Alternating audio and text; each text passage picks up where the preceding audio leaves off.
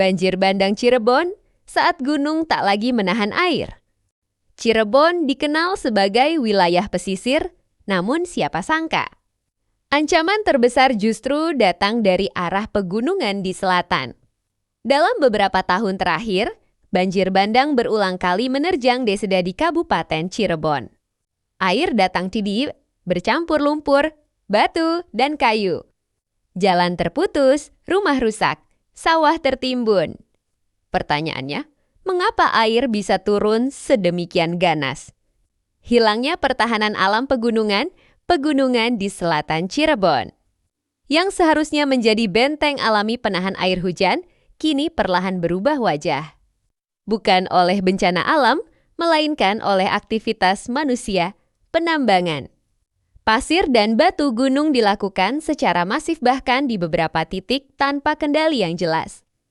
Lereng-lereng gunung dikeruk, dibelah, dan diratakan demi memenuhi kebutuhan material bangunan.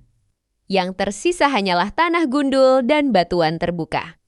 Saat hutan dan tanah tak lagi menyerap air secara alami. Hutan dan lapisan tanah berfungsi sebagai spons raksasa, air hujan diserap perlahan. Disimpan, lalu dilepaskan secara bertahap ke sungai.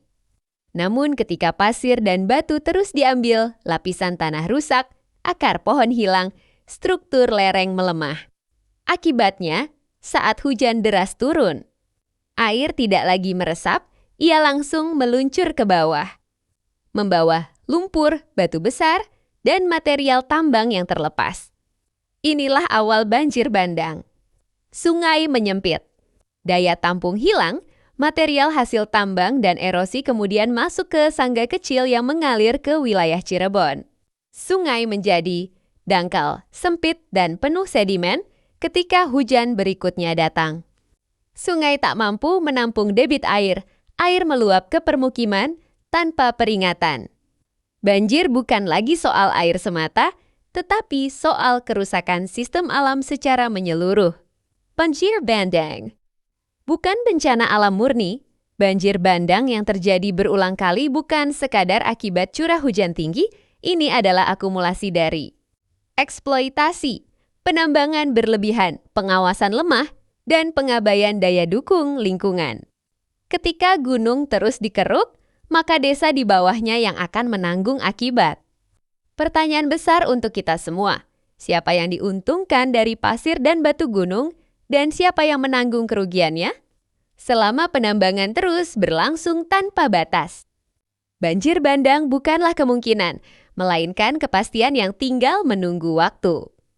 Banjir bandang di Cirebon adalah peringatan keras dari alam bahwa gunung bukan sekadar sumber material, melainkan penjaga kehidupan. Jika ia dirusak tanpa kendali, air akan selalu menemukan jalannya dan manusia akan selalu menjadi korbannya. Di balik tenangnya pesisir Cirebon, tersimpan ancaman yang datang. Dari arah selatan, dari pegunungan yang seharusnya menjadi benteng terakhir penahan air. Banjir bandang bukan lagi peristiwa langka, ia datang berulang.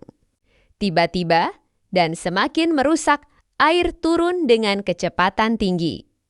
Membawa lumpur, batu, kayu, bahkan bongkahan besar yang menghantam apapun di jalurnya. Pertanyaannya sederhana, namun jawabannya pahit. Mengapa banjir bandang terus terjadi? Pegunungan yang dulu hijau, kini terbuka. Wilayah pegunungan di selatan Cirebon dahulu dikenal rimbun, hutan lebat, tanah tebal, dan lereng yang kokoh. Namun dalam 1 dekade terakhir, wajah itu berubah drastis. Penambangan pasir dan batu gunung berkembang pesat, material diambil siang dan malam, menggunakan alat berat yang menggali lereng tanpa ampun, bukit dipotong, gunung dilukai, dan tanah dibuka tanpa pemulihan yang seimbang. Yang tersisa bukan lagi hutan, melainkan permukaan tanah telanjang yang rapuh. Kerusakan yang tak terlihat, namun mematikan. Banyak orang mengira banjir terjadi hanya karena hujan deras, padahal hujan hanyalah pemicu masalah sesungguhnya. Ada pada hilangnya fungsi tanah dan hutan. Saat pasir dan batu dikeruk, lapisan tanah penahan air hancur, akar pohon yang mengikat tanah hilang, dan lereng menjadi tidak stabil. Air hujan yang seharusnya meresap perlahan, kini langsung mengalir di permukaan dalam hitungan menit. Air berubah menjadi arus deras. Inilah proses senyap yang jarang disadari, namun dampaknya mematikan. Saat lereng menjadi jalur banjir, penambangan berlebihan menciptakan jalur-jalur alami bagi air, bekas galian menjadi lintasan licin, mempercepat aliran hujan menuju lembah. Air tidak datang sendiri, ia membawa pasir lepas bebeta besar dan material longsoran ketika volume air dan material bersatu, lahirlah banjir bandang, bukan banjir biasa. Sungai yang dipaksa menampung lebih material dari hulu akhirnya bermuara ke sungai-sungai kecil, sedimentasi meningkat drastis.